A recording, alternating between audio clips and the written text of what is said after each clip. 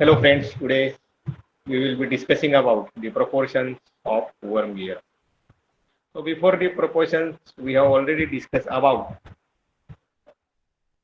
the worm and worm gear basics, then the material, then the advantages and disadvantages for worm and worm wheel, and then the terminology Z1, Z2, QM, and the basic terms like axial piece, lead angle, these all terms we have discussed. And now we will be discussing about the proportions of worm gear. So refer in the figure the proportions of worm gear. If you refer the diagram, the worm and worm wheel is shown. So if I refer this particular diagram, this is worm, and for the worm, the different dimensions are shown. The dimensions are D1, the pitch circle diameter for worm, DA1, addendum circle diameter, DF1, dedendum circle diameter for worm. HA1 is the distance, this particular distance is said as addendum, and whatever the distance shown here, HF1, this particular distance is HF1, it is nothing but the dedendum. PX, we have already discussed the axial pitch and gamma angle, lead angle. Okay, so this is the different terms which are represented in the diagram as far as worm is concerned. Now let us see about the worm wheel. So for understanding purpose, the side view of here you can refer the side view of this worm wheel. Worm is taken, and now here you can refer the worm wheel. So here D2 is the pitch circle diameter of the worm wheel. HA1 is the addendum of the worm wheel, and HF2 is the dedendum of the worm wheel. HA2 and HF2. So pitch circle diameter plus 2 times addendum, it will give you DA2 addendum circle diameter, and pitch circle diameter minus 2 times dedendum, it will give you dedendum circle diameter. This is about the worm wheel. So in this pair worm and worm wheel, these are the terminologies shown.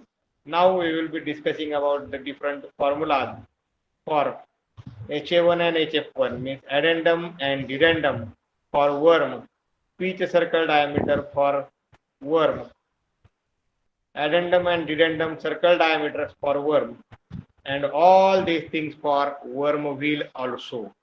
So let us start one by one. This is nothing, this is about the tooth proportions.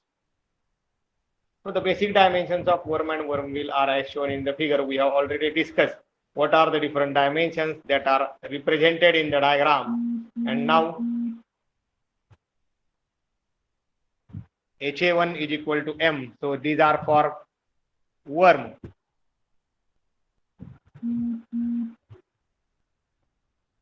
So now I will write here HA1 is nothing but, just now I have explained you,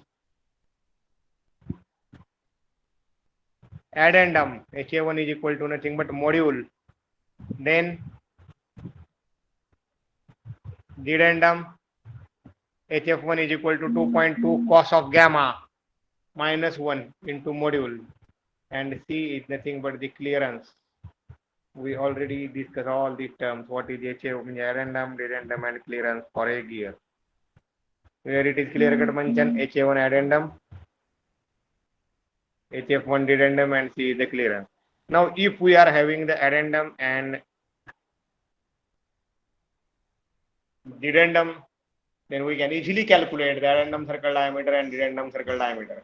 As we are having the relation, addendum circle diameter is equal to PCD plus 2 times addendum, and dedendum circle diameter is equal to PCD minus 2 times dedendum. So let us write down these all things for worm. So the outside and root here, see, not it is mentioned addendum. So it is mentioned the outside diameter, nothing but the addendum, and root diameter, nothing but the dedendum. So outside diameter is given by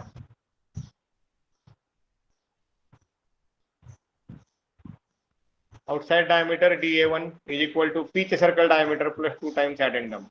So pitch circle diameter is given by QM. V1 we have already discussed. We are having Q is equal to D1 divided by M, the diameter quotient. Therefore, I can write d1 is equal to q into m. So qm plus 2 into m. So if taking m common, I can say outside diameter is equal to m into bracket q plus 2. Outside diameter is equal to m into bracket q plus 2. Similarly, let us write down for the root diameter. Let us write down for the root diameter df1. df1 is equal to pitch circle diameter minus 2 times dedendum. So qm pitch circle diameter minus dedendum we have discussed 2m into bracket 2.2 cos gamma minus 1. So taking m common, you can write the root diameter as df1 is equal to m into bracket q plus 2 minus 4.4 cos of gamma. So these are the outside diameter and root diameter for worm. So these are the dimensions we have discussed for worm. Similarly, the dimensions can be further calculated for worm wheel also. So in this case, if you refer the addendum HA2 and HF2, the addendum and dedendum for worm wheel are expressed. So I will write here addendum at the throat and dedendum at the median plane. So if you see here,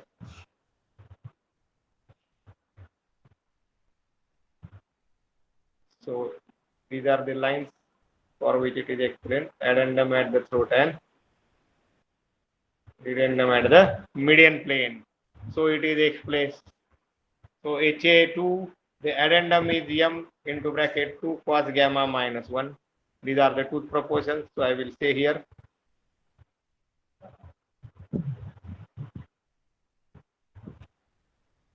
addendum HA2 is equal to m into bracket 2 cos gamma minus 1 and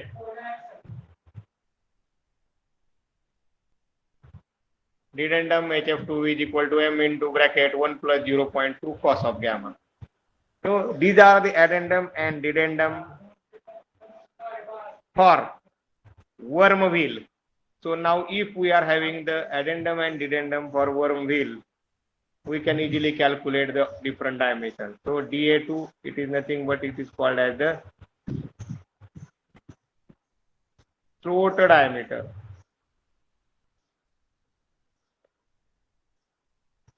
It is called as the throat diameter. Another is called as the root diameter.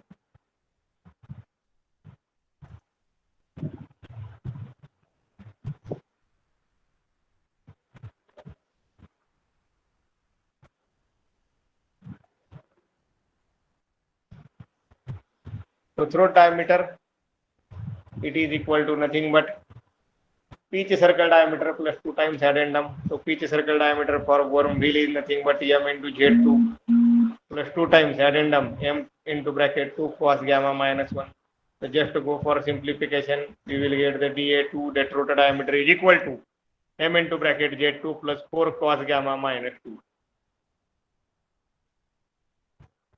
Similarly, the root diameter DF2 is equal to here D2, it should be here minus D2 minus twice HF2, so mZ2 minus twice m into bracket 1 plus 0.2 cos of gamma. So you will get the root diameter DF2 is equal to m into bracket Z2 minus 2 minus 0.4 cos of gamma, just a simplification of the above term. So in this way, we can calculate the addendum, dedendum for worm and worm wheel and the different diameters, that outside diameter and root diameter for worm and throat diameter and root diameter for worm wheel. So these are the dimensions which are mentioned here for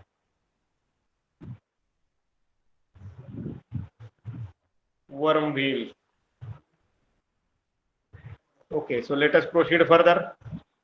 By referring to the diagram proportions of the tooth, we have calculated the addendum, dedendum, then outside diameter and root diameter for worm, and addendum, dedendum, throat diameter and root diameter for worm wheel. Now after having all these, let us proceed further. The effective face width EF of the worm wheel is shown in the figure. See,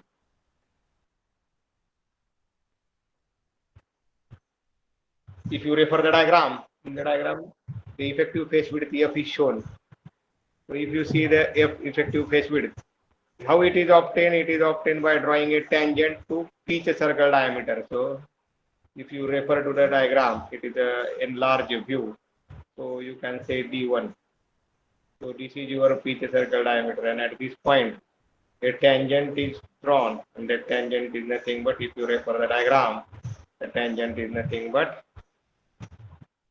A B. The tangent is nothing but AB. Is a tangent is drawn to the pitch circle diameter. A and B are the point of intersection of the tangent and outside diameter of the worm. What are these points A and B? So A and B are the points where the tangent is intersecting the outside diameter of the worm. So see here, this is the outside diameter A and outside diameter B. So where the tangent is intersecting the outside diameter, that 2 points are considered here. Okay. So you can see here the outside diameter is mentioned as DA1.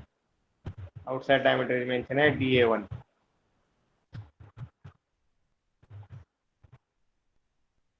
From triangle AOC. So consider triangle whatever is mentioned here. So I will highlight the point A, point O, and point C. See, this triangle is considered.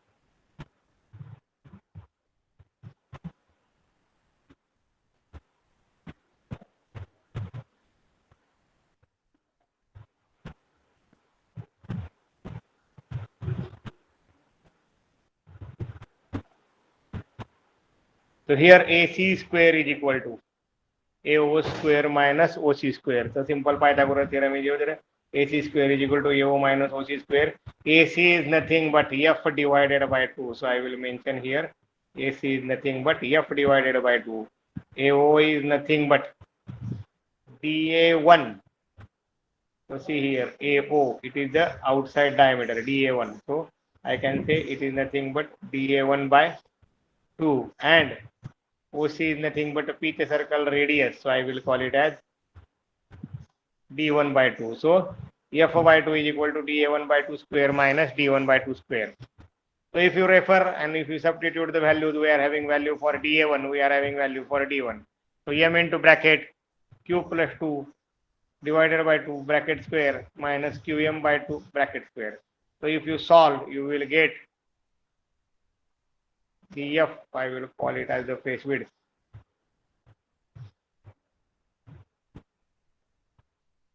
F is equal to twice M into bracket Q plus 1.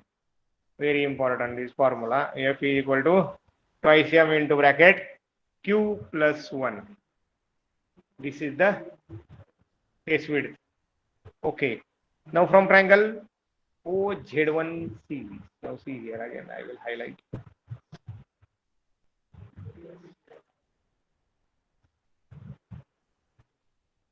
This is the point O, this is the Z, and this is the point C1. So this triangle is considered, and the angle which is mentioned here, I will mention this angle as delta.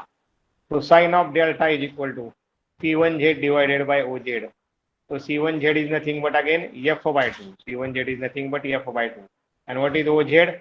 So OZ is nothing but see up to OA and OB. We will call it as DA1. So whatever the distance is there, it is nothing but clearance. So clearance on both the sides. So the diameter will become DA1 plus 2C. But I want OZ as the radius. So it will be DA1 plus 2C divided by 2. So very simple. OZ is nothing but DA1 plus 2C divided by 2. So delta is equal to sine inverse of 2 get cancel F divided by DA1 plus twice C. Very simple. So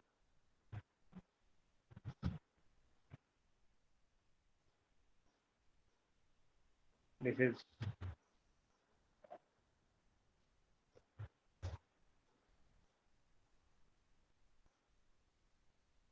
F and delta we have calculated. F and delta we have calculated. Now last point, the length of radius or length of arc x, y, z. See here I will mention, I will highlight in the diagram only the length of arc x, y, and z. So see here, this is your point x, this is your point y, and this is your point z. So I will highlight x, y, z, x, y, z. So the length of the root of worm wheel teeth is the arc x, y, z, which is denoted by. Now the length of arc is calculated by arc x, y, z is equal to, the basic formula is used. The angle, if I refer the angle, this one side angle is delta. So this total angle, it will become delta plus delta, 2 delta. So 2 delta divided by 2 pi into bracket pi into dA1 plus 2c. dA1 plus 2c is the radius up to that particular point. So pi to 2 get cancel, you will get dA1 plus 2c into delta. But we are having the value for delta as sine inverse of f divided by dA1 plus 2c. So if I will substitute the value of delta here, if I will substitute the value of delta here, then I will get LR. LR is the length of root of the worm wheel.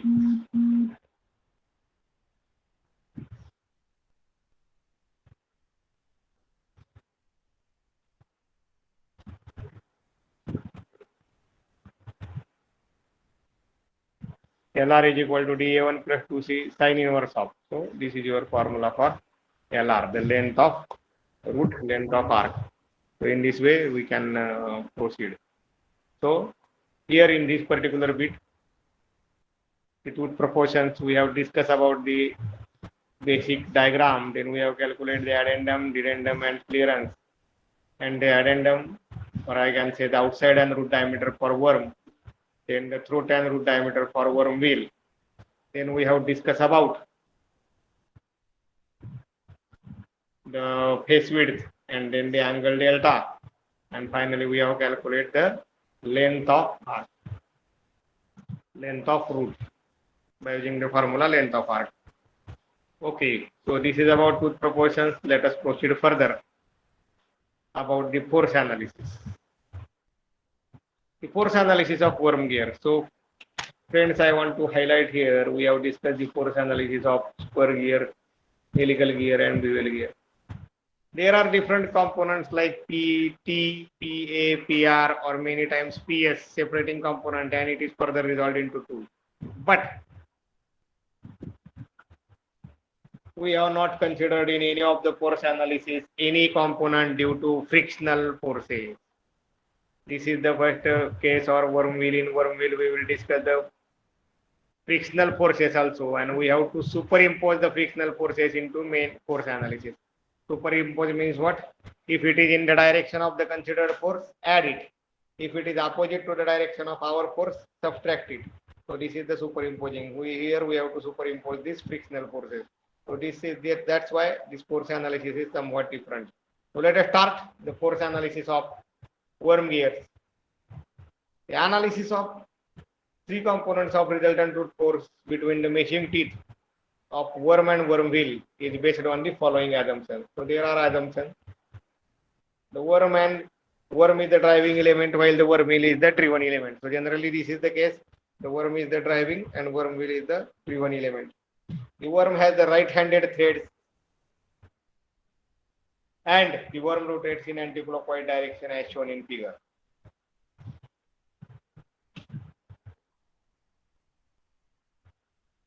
These are the some of the assumptions considered. The worm is the driving element while the worm wheel is the driven. The worm has right-handed threads and the worm rotates in anti-clockwise direction as shown in figure. So this is the force analysis for worm and worm wheel.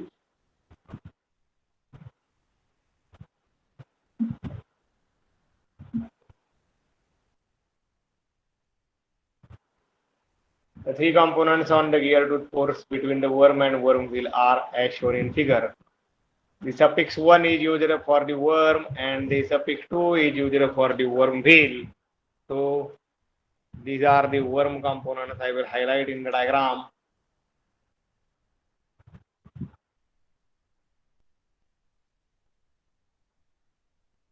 The two views of worm, and here if you consider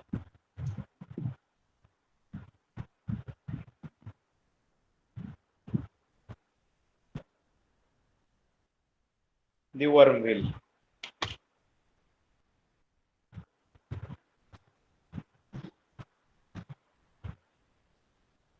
So referring to the diagram, friends, there are three components.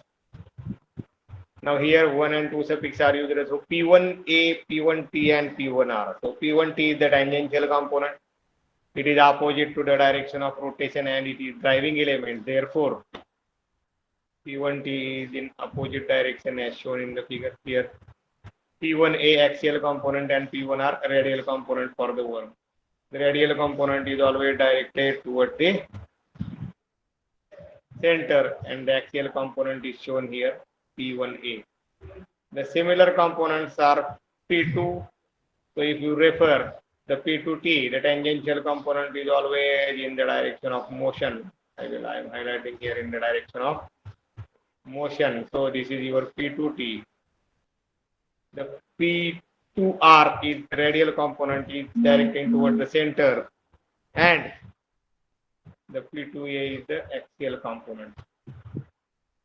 So if you refer to the diagram, before proceeding further, I want to highlight P1R is equal to P2R. Referring to diagram, see here, P1A is equal to P2T and P2A is equal to P1T.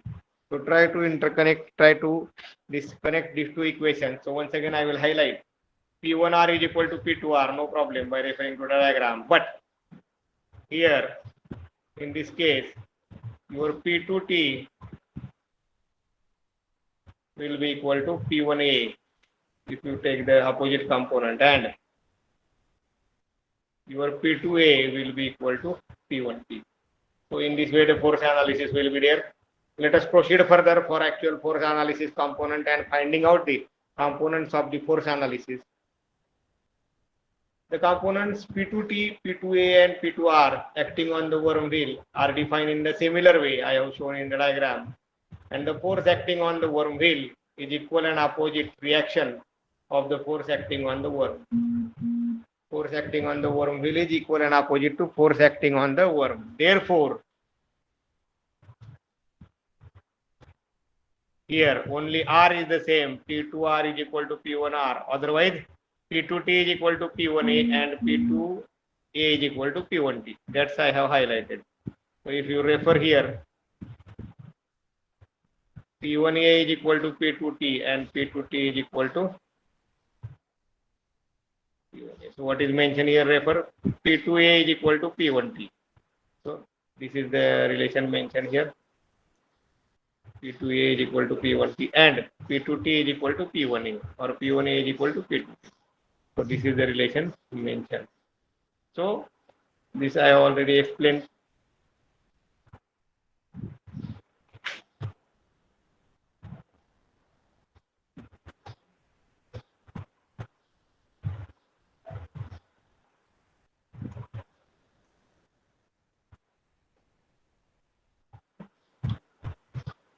In the present analysis, force analysis, the expressions are derived for the components of force acting on the worm.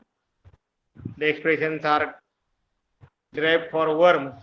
The components of force acting on the worm wheel can be determined by using the above relation. So if the forces on the worm, that is P1A, P1T and P1 are calculated, then by using the above relationship that is mentioned here, by using these relations, we can easily calculate the component on worm wheel. So let us proceed further. This is the diagram for force analysis for worm. So if you refer here, the resultant force acting on the worm consists of two components. So a pitch helix, along the pitch helix a point is considered and it is assume that the resultant force P is acting here. Okay, so this angle is gamma, the angle is shown. Okay, this angle is alpha. Okay, the component of, there are two types of forces, the component of normal reaction between the meshing teeth. So this diagram is for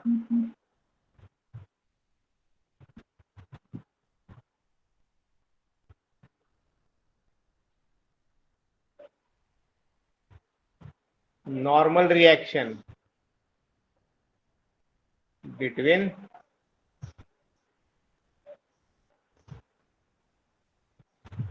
meshing teeth and components of frictional force that I will highlight afterwards. So this is the component of frictional force diagram. So we will first concentrate. So whatever the force analysis we have discussed for here before different cases like spur gear or helical gear or bevel gear, like this force analysis we have discussed. So this is based on the normal reaction component. So if you refer, there are three major components in the diagram. So if you refer, this is the first component in the diagram.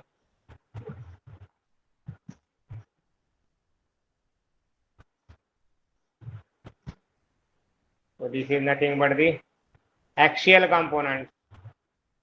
Then this is the radial component. And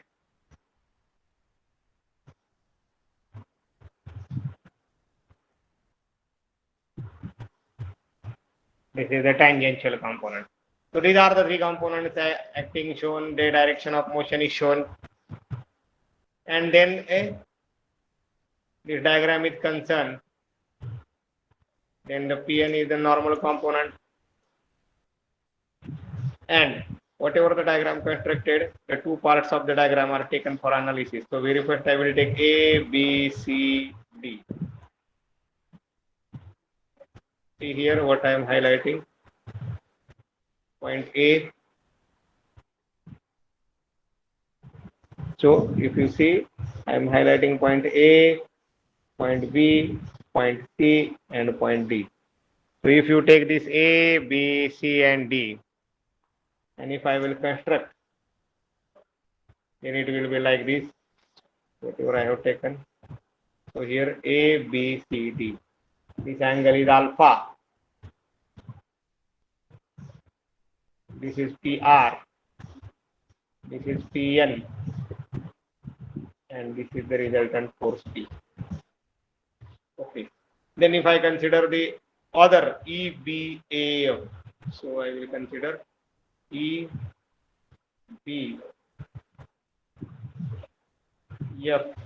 and A, the upper side. So I can write here this angle as the gamma, this angle as the gamma, and AB is nothing but it is representing PT, therefore it is mentioned here PT.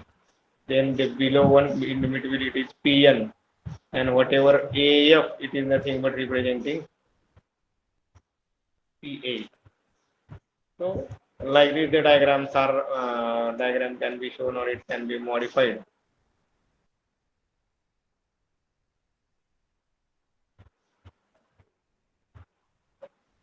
Okay, so these are the two diagrams considered from this figure, and now let us proceed for the further calculations or further write-up by using these diagrams. So here you can see the components of normal reaction P as is shown in figure. Alpha is the pressure angle while gamma is the lead angle, and alpha in the plane A, B, C, D, and gamma in the top plane A, B, F. So here it is mentioned that in this particular plane there is angle alpha, and in this another plane there is angle gamma.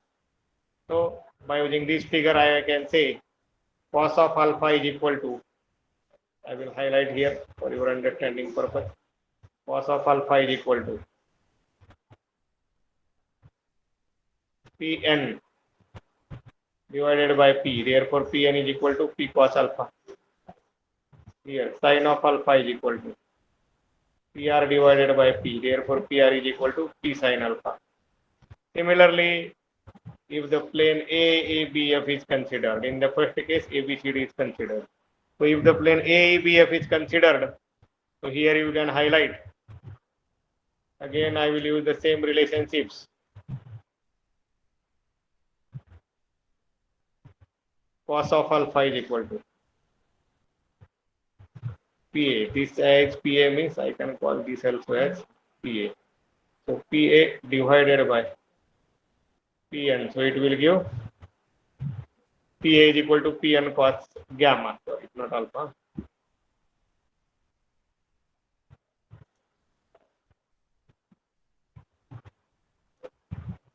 So I will call here cos of gamma, and sin of gamma is equal to the opposite side, Pt divided by Pn. Therefore, Pt is equal to Pn sin gamma. So whatever that planes shown in this particular diagram, the same planes are taken for analysis, and we have arrived at the Pn and Pa relationship. Then the substituting value of Pn I can write. So if I substitute the value of Pn in Pr and Pt, then the equations can be modified as Pn is equal to P cos alpha. So Pa will become P cos alpha sin gamma.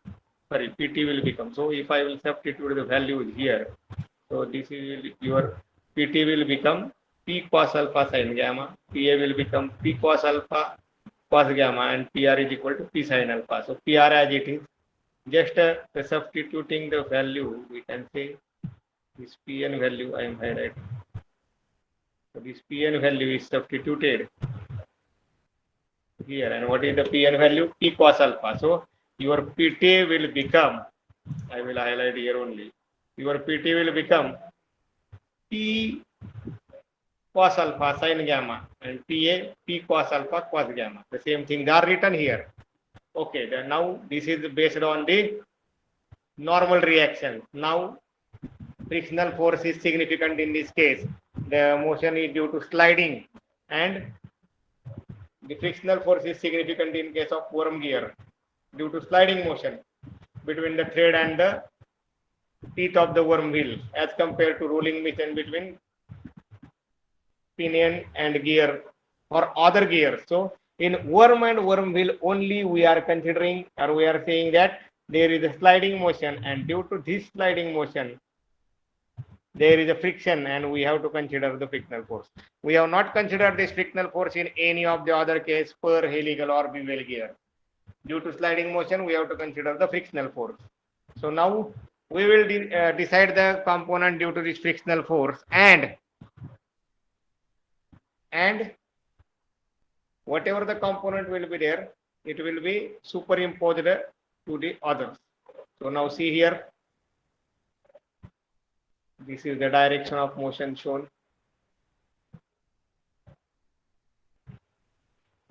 Frictional force is always opposite to the direction of motion. So this is your mu p is your frictional force. This angle is gamma. So here it is mu p cos gamma and mu p sin gamma. Very simple. These are the two forces, mu p cos gamma and mu p sin gamma. So this is based on components of frictional force. So I will say here, it is already mentioned. This is the diagram for components of frictional force. Now we are having the components as Pa, Pt and Pr. We are also having the components of frictional force. So what we have to go for? So here, very simple. There are two components of frictional force. So very first component is mu p cos of gamma. So see this component, mu p cos of gamma. It is in tangential direction. It is in tangential direction. So our Pt is in this direction, and mu p cos gamma, I will show you the direction of Pt. So see, Pt is in this direction. If you refer here, the direction of Pt. So Pt is in this direction, and the mu p cos gamma is also in the same direction. Therefore, this mu p cos gamma will be added in Pt. I will give a guideline to you. This is in the same direction as that of Pt, same direction. Okay, another component mu p sin of gamma. See this component, mu p sin of gamma. So if you see this mu p sin gamma, our Pa is in this direction. I will give you highlights. See our PA, the direction of PA. And now I will highlight here, this is our direction of PA. This is my direction of PT for your understanding. So mu P cos gamma will be added to PT, and mu P sin gamma, it is opposite direction to PA. So it will be subtracted minus from this component. So superimposing the component. Superimposing means what? The frictional component which are in the direction of PT and PA, they will be added, and which are opposite to the direction, they will be subtracted. So now P1T is equal to P cos alpha sin gamma. This is the component we have calculated from normal reaction, and the mu P cos of gamma is in the same direction, therefore it is added. Taking P common, P1T, we will get this expression for P1T. Then P1A, this is the component from normal reaction, the axial component, and here you can refer mu P sin gamma is opposite direction, therefore this mu P sin gamma is subtracted minus, and taking P common, you will get this mu P sin gamma, and this is third one. Now friends, we have calculated P1T is equal to P into, P1A is equal to P into, and P1R is equal to P into. What is this P? Whether we are having the value of this P? If you want to calculate the force, whether we are having the value of P? No. So we will get PT from MT. So there is only one option, convert all equations into PT. So how I can convert all equations into PT? So I will go for very first option. So here PT is equal to, I can say PT I can calculate like this, twice MT by D. So I will calculate PT. So what is mentioned, what is next step here? So what they have done, they have gone for P1A divided by P1T. The right side will become like this, and then P1T taken on the other side. Therefore P1A is equal to P1T into whatever is there. So for converting all the terms into PT, I will give guideline here. It is done like this. One, we will go one as example. P1A divided by P1T. P1A divided by P1T. So cos alpha cos gamma minus mu sin gamma. So if you see here, I will go for P into bracket. First I will solve P1A cos alpha cos gamma minus mu sin of gamma, and divided by P1T, I can say cos alpha sin gamma plus mu cos gamma, cos alpha sin gamma plus mu cos gamma. So I will take P common here, and I will say cos alpha sin gamma plus mu cos of gamma. So PP will become cancelled, and you will get P1A is equal to P1T into whatever the terms, it will as it is. So in this way it is modified, and it is written as P1A is equal to P1T into cos alpha cos gamma minus mu sin gamma divided by cos alpha sin gamma plus mu cos gamma. Similarly, for the another case, it is mentioned as P1R divided by P1T is equal to, and then P1T on another side. So you will get P1R is equal to P1T into sin alpha divided by sin alpha divided by cos alpha sin gamma plus mu cos of gamma. Very simple. So in this way, these terms are calculated. So second term is calculated as, I will highlight here, P1 R divided by P1T, and you will get the answer. Okay. So I will say P1R P sin alpha divided by P1T, P into bracket, cos alpha cos gamma minus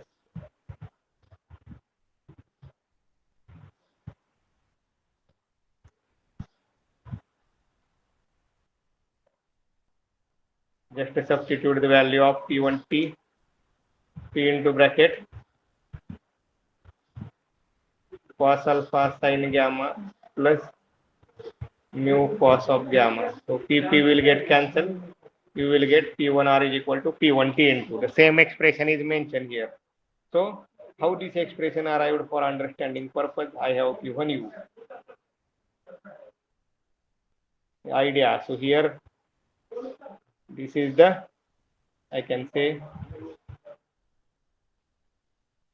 tangential component of force.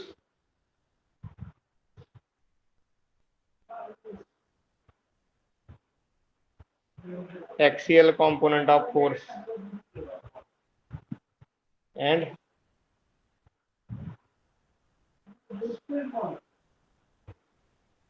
radial component of force. So in this way, you can calculate these three components, and these all components very important. They are for worm. So if it is asked, you will write. This is very important. If you solve the complete problem and if you miss the last step, then also you may miss 2 marks. So here P2R is equal to P1R, P2T is equal to P1A, and P2A is equal to P1T. This is the additional, this I have explained here.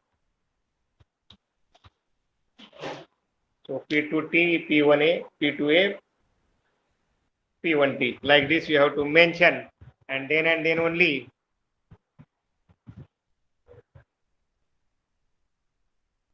you will get the complete mark. So in this way you have to solve.